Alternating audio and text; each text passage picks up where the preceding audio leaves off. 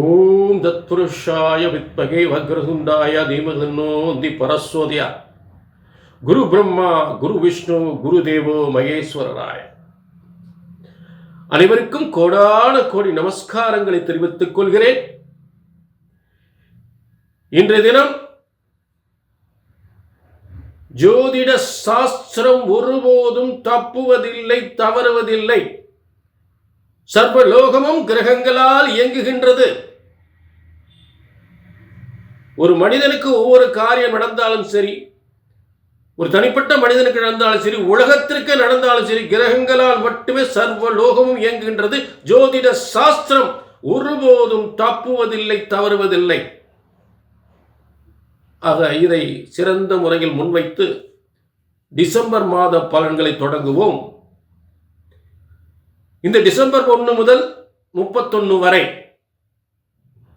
கார்த்திகை 15 முதல் மார்கழி 16 வரை, இதில் இந்த கார்த்திகை மாதத்தில் பிற்பகுதியில் ஒரு முக்கிய விழா, தெய்வீக விழா, கார்த்திகை தீபம்.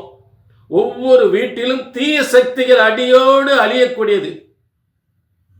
ஒவ்வொரு குடும்பத்தையும் ஒரு தீய சக்திகள் ஆட்டி படைத்துக் கொண்டிருக்கும். இந்த 3/12/2025 அன்று கார்த்திகை தீப விழா கொண்டாடப்படுவதால் தீய சக்திகள் ஒவ்வொரு குடும்பத்திலிருந்து வீட்டை விட்டு வெளியேறும். அடுத்து 2026 பிறக்கக்கூடிய ஒரு புத்தாண்டுக்காக கிரகங்கள்லாம் ஒன்று சேருகிறது. முதலில் 6/12/2025 அன்று செவ்வாய் தனுசுக்கு வர்றார். என்னென்ன கிரக பெயர்கள் நடந்துட்டு இருக்கு பாருங்க, கவனமா கேளுங்க. ஆக அடுத்தது அதே 6/12/2025 அன்று புதனாகப்பட்டவன் ஒரு கொஞ்ச நாள் மட்டும் துலா ராசியிலிருந்து விருச்சிக ராசியில் இருப்பார். புரிஞ்சுட்டீங்களா? அடுத்து மிக முக்கிய பயிற்சி, குருவினுடைய அதிச்சார பயிற்சி முடிவடைகிறது 21/12/2025. அதிச்சார பயிற்சி முடிவடைந்து முன்னோக்கி போன குரு பகவான் பின்னோக்கி மீண்டும் மிதுனத்திற்கு வருகிறார். இதனால் யாருக்கெல்லாம் பின்தங்கிய பலன்கள், யாருக்கெல்லாம் சிறந்த முன்னேற்றமான சாதிக்கக்கூடிய பலன்கள் என்பதை நாம் பார்க்க போகின்றோம். அடுத்ததாக 22/12/2025 அன்று தனுசுக்கு சுக்கிரன் பெயர்ச்சி அடைகிறார். தனுசு ராசிக்கு சுக்கிரன் பெயர்ச்சி அடைகிறார்.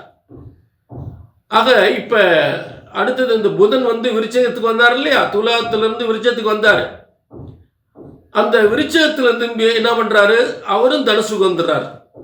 ஆக ஏற்கனவே செவ்வாய் தனுசுல இருக்கு, அடுத்து சுக்கிரன் அங்க வந்துடுறாரு, இப்ப அடுத்ததாக புதன் அங்க வந்துடுது. ஆக இந்த 3 கிரகங்களும் தனுசு ராசியில் பல நல்ல யோகங்களை, புத்தாண்டில் நல்ல யோகங்களை உருவாக்குவதற்கு, படைப்பதற்கு, பலன் வழங்குவதற்கு தயாராகி கொண்டிருக்கிறன. அது டிசம்பர் மாதத்தில் ஏற்பட்டு விடுகின்றது. யானை வரும் பின்னே மணி ஓசை வரும் முன்னே என்பது போல் புத்தாண்டுக்கான பலன்கள் உங்களுக்கு இப்பவே தயாராகிவிட்டது.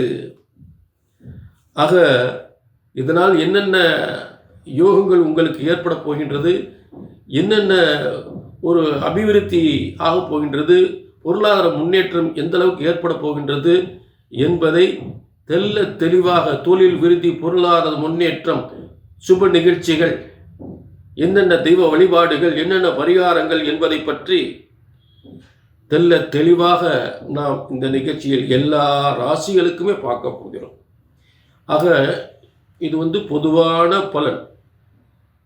அதாவது ஒவ்வொருவருக்கும் ஆண்டவன் பிரம்மன் ஒரு தலையெழுத்து, தனியாக ஒரு தலையெழுத்து எழுதியிருப்பார். எல்லாருக்குமே ஒரே மாதிரி நடக்க போறதில்ல. இங்கே சொல்றது ஒரு பொது பலன். இது ஒரு 60% 70% எடுத்துக்கணும். உங்களுடைய ஜனன பிறந்த ஜாதகம் மட்டுமே உங்க வாழ்க்கையில் உண்மையான வெற்றியை தரும். உண்மையான யோகங்களை தருவது உங்க ஜனன ஜாதகம் மட்டும்தான். ஆகவே ஜனன ஜாதகத்தை பார்த்து ஒவ்வொரு காரியங்களும் செய்து வெற்றி அடைய வேண்டும். கீழே உள்ள நம்பர் இருக்கு, நோட் பண்ணிக்க, ஒரு அப்பாயின்மெண்ட் வாங்கிக்கோங்க. சரிங்களா? ஆக இப்போ எல்லா ராசிக்குமே டிசம்பர் மாத பலன்களை தொடங்குவோம். டிசம்பர் மாத பலன்கள். இந்த டிசம்பர் மாத பலன்கள் விருச்சக ராசிக்கு இன்னைக்கு பார்க்க போகிறோம். ஆக ஒரு விருச்சக ராசி என்பது கண்டிப்பாக கம்யூனிகேஷன், பத்திரிகை துறை, சினிமா துறை, கலைத்துறையில் இருக்கக்கூடிய ஒருவர்கள்.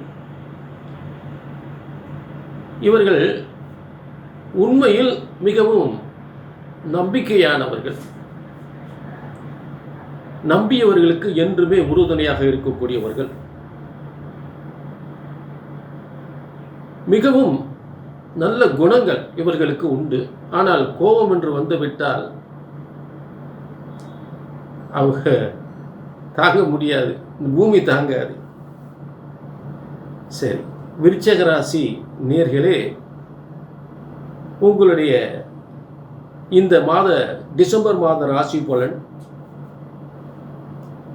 என்னவென்றால், தனகாரகனும் பூர்வ புண்ணிய ஸ்தானாதிபதி ரெண்டுமே உங்களுக்கு ஒரு சிறப்பான ஒரு விஷயம்.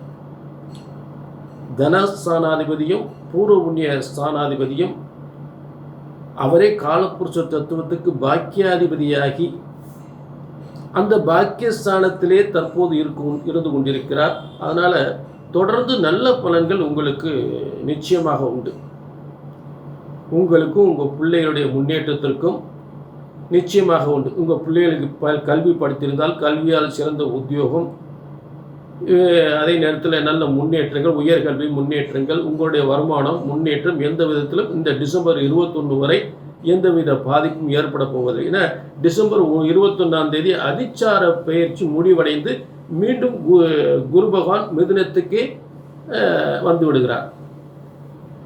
ஆக மிதுனம் என்பது உங்களுடைய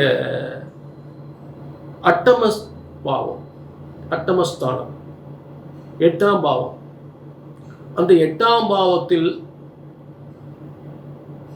தனகாரகன் இருந்து தன் தனஸ்தானத்தை பார்க்கக்கூடிய நிலை. அதாவது வேற ராசிக்கு 8ல் இருந்து பாதிப்பு நிறைய வரும்.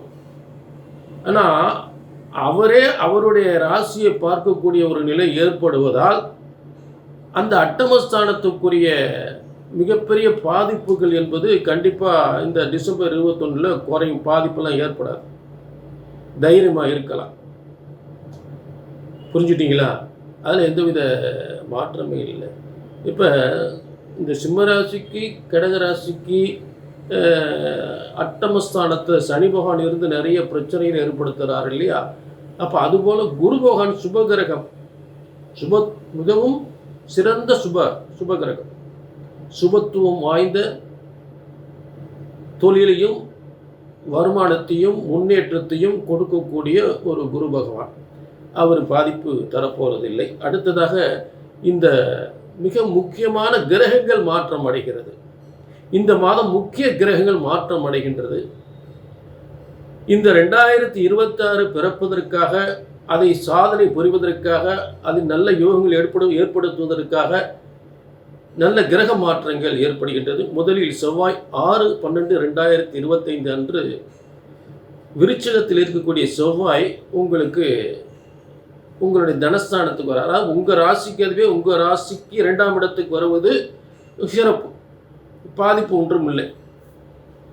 தொழில் மாற்றங்கள் ஏற்படும். உத்தியோகத்தில் இருப்பவர்களுக்கு மாற்றம் ஏற்படும். தொழிலில் ஏதாவது ஒரு மாற்றி அமைக்கக்கூடிய நிலை ஏற்படும். பாதிப்பு, வருமானத்தில் பாதிப்பு ஏற்பட போவதில்லை. மேலும் அதே 6/12/2025 அன்று உங்களுக்கு 8/11 புதனாகப்பட்டவன் உங்களுக்கு 12ஆம் இடத்திலிருந்து துலா ராசி உங்கள் ராசிக்கு வர்றார். மேலும் குருவுடைய பார்வை 21ஆம் தேதி வரைக்கும் குரு கடகத்தில் தான் இருக்கார். அப்போ அந்த 21ஆம் தேதி வரையிலும், இப்போ இவர் 25ஆம் தேதி வரை உங்கள் ராசியில் இருக்கிற புதன். அதனால் புதனுடைய பார்வையில் இருக்கிறனால உங்களுக்கு நிரந்தர வருமானங்கள், வருமானத்தில் அதிகப்படியான முன்னேற்றங்கள், லாபங்கள். ஏன்னா லாபாதிபதி உங்களுக்கு புதன். அப்போ நல்ல லாபங்கள் வரக்கூடிய நிலையில் ஏற்படும். சரிங்களா? அடுத்து இந்த புதனுக்கு அப்புறம் சுக்கிரன் என்ன பண்ணுறாரு, முதல்ல 22/12/2025 அன்று தனுசுக்கு வந்துடுறாரு. முதல்ல செவ்வாய் போயிடுறாரு.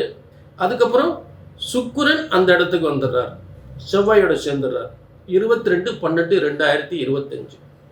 அடுத்து இந்த விருச்சிகத்தில் இருக்கக்கூடிய உங்களுடைய லாபாதிபதி உங்கள் தனஸ்தானத்துக்கு போயிடுறார். அப்போ 11ஆம் இடத்து அதிபதி, 11ஆம் பாவத்துக்குரிய அதிபதி 2ஆம் பாவத்திற்கு வந்தால் என்ன நடக்கும்? குடும்பத்துக்கு அதிகமான லாபங்கள் ஏற்படும், வியாபாரத்தில் நல்ல முன்னேற்றம் ஏற்படும், நல்ல வருமானங்கள் ஏற்படும், முயற்சிகள் அனைத்தும் வெற்றியில முடியும், தொழில் வெற்றியில முடியும், வியாபாரம் வெற்றியில முடியும், வருமானங்கள் அதிகப்படும், முன்னேற்றங்கள் அதிகமாக கிடைக்கும், நண்பர்களால் மிகப்பெரிய வருமானங்கள் ஏற்படும். ஏன்னா 11ஆம் இடம் நண்பர்கள் ஸ்தானம். மனைவிக்கு வர வேண்டிய யோகங்கள் அனைத்தும் உங்கள் குடும்பத்துக்கு வந்து சேர்ந்துடும். கணவனுக்கு வரக்கூடிய யோகங்கள் அனைத்தும் உங்கள் குடும்பத்துக்கு வந்து சேர்ந்துடும். இதுதான் இந்த மாதத்தினுடைய. மேலும் இந்த மார்கழி மாதம் தொடங்கின உடனே, ஏன்னா மார்கழி 16 வரைக்கும் இந்த டிசம்பர் மாதம் இருக்குது. ஆக மார்கழி 16ல் சூரியன், அதாவது மார்கழி மாதம் தொடங்கின உடனே சூரியனும் அந்த இடத்துக்கு வந்துடுறார், தனுசுக்கு வந்துடுறாரு. அப்போ தனுசில் எத்தனை கிரகம் இருக்குது? சூரியன், செவ்வாய், புதன், சுக்கிரன், இத்தனை கிரகங்களும் இருந்து அந்த இடத்துல வந்ததுக்கப்புறம் குரு எங்கே இருப்பார்? அப்போ இது ஒவ்வொரு கிரகங்களாக மாறுது. 6ஆம் தேதியிலிருந்து 21, 22, 25 வரைக்கும் ஒவ்வொரு கிரகங்களாக மாறுது. அப்போ 21ஆம் தேதி குரு அவர் அதிச்சார பயிற்சி முடிவடைந்து அவர் மிதுனத்துக்கு போகிறார். அப்போ மிதுனத்திலிருந்து எங்கே சப்தம பார்வையாக பார்ப்பாரு? தனுசு, உங்கள் 2ஆம் பாவத்தை பார்ப்பாரு, தனஸ்தானத்தை பார்ப்பாரு, வியாபாரஸ்தானத்தை பார்ப்பாரு, வேலையை பார்ப்பாரு, முன்னேற்றத்தை பார்ப்பாரு, வருமானத்தை பார்ப்பாரு, உடல் ஆரோக்கியத்தை பார்ப்பாரு. இத்தனையும் சிறப்பு புரியும் 4 கிரகங்கள் உங்களுடைய குடும்பஸ்தானத்தை பல வழிகளில் வருமானத்தை ஏற்படுத்தி கொடுக்கும். இது என்னதான் நாங்கள் இந்த இடத்துல இருந்துட்டு அப்படி நடக்கும் இப்படி நடக்கும்னு சொன்னாலுமே, கோடிக்கணக்கான விருச்சிக ராசி இங்கே பொதுவாக தானே சொல்ல போகிறோம். ஒவ்வொருத்தரும் ஒவ்வொரு தொழிலில் ஒவ்வொருத்தருக்கும் ஒவ்வொரு பிரச்சனை இருக்கும். எல்லாருக்கும் ஒரே மாதிரி பிரச்சனை இல்லை இருக்காது. அப்போ உங்களுடைய தனிப்பட்ட பிரச்சனையை எப்போ சரியாகும்? இப்போ ஜாதகம் எதுக்குங்க பார்க்க போகிறீங்க? ஜாதகம் ஒருத்தருக்கு எதுக்கு பார்க்க போகிறீங்க? ஒரு நல்ல தொழில் நல்லா இருக்கணும், நல்ல வருமானம் வரணும், சிலருக்கு கல்யாணம் முடியலைன்னா கல்யாணம் முடியணும், சிலருக்கு குழந்தை இல்லைன்னா குழந்தை பாக்கியம் கிடைக்கணும், சொத்து வாங்கினா சொத்து வாங்கணும், வீடு வாங்குறது வீடு வாங்கணும், வாகனம் வாங்கினா வாகனம் வாங்கணும். மனிதனுடைய அடிப்படை தேவைகள், அவருடைய லட்சியங்கள், ஆசைகள், வியாபாரங்கள், உத்தியோக பதவி உயர்வு, இது சம்பந்தமாக தான் நீங்கள் ஜாதகம் பார்க்க போகிறீங்க. அடுத்து கணவன் மனைவி பிரச்சனைகள். அப்போ இதெல்லாம் சரியானா போதும்ல. அப்போ பிரம்மனால் உருவாக்கப்பட்ட இதுக்காக ஜாதகம், இது நல்லபடியாக உங்களுக்கு சரியானா போதும்ல, சொன்னது நடந்தால் போதும்ல. அதுதான் இங்கே முக்கியத்துவம். சும்மா தேவையில்லாமல் எதையோ சொல்லிக்கிட்டு நீங்கள் நினைச்சு வந்த காரியம் ஜெயமாகும் நடக்கணும். ஆக பிரம்மனால் படைக்கப்பட்ட ஜோதிட சாஸ்திரம் ஒருபோதும் தப்புவதில்லை, தவறுவதில்லை. உங்க பிரம்மன் உங்களுக்கு என்ன தலையெழுத்து எதிர்க்காத அதை சரியா முறையா சரியா கணிச்சா நீங்க எண்ணிய காரியம் நிச்சயமா அப்படியே நடக்கும். ஒரு ஜோதிடத்தில் பலன் சரியா நடக்கல அப்படின்னா ஒன்றும் உங்க ஜாதகம் தப்பா இருக்கணும், இல்லாட்டி நான் தப்பா இருக்கணும். இதுதான் உண்மை. ஆக கீழே நம்பருக்கு நோட் பண்ணிட்டு ஒரு அப்பாயின்மெண்ட் வாங்கி உங்க எதிர்காலத்தை தெரிஞ்சுக்கலாம். மீண்டும் ஒரு நல்ல நிகழ்ச்சியில் சந்திக்கும் வரை உங்களிடம் இந்த விடைபெறுவது 18 சித்தர்களும் முனிவர்களும் உருவாக்கிய சித்தர் வாக்கு ஜோதிடர் பாலச்சித்தர். நன்றி, வணக்கம்.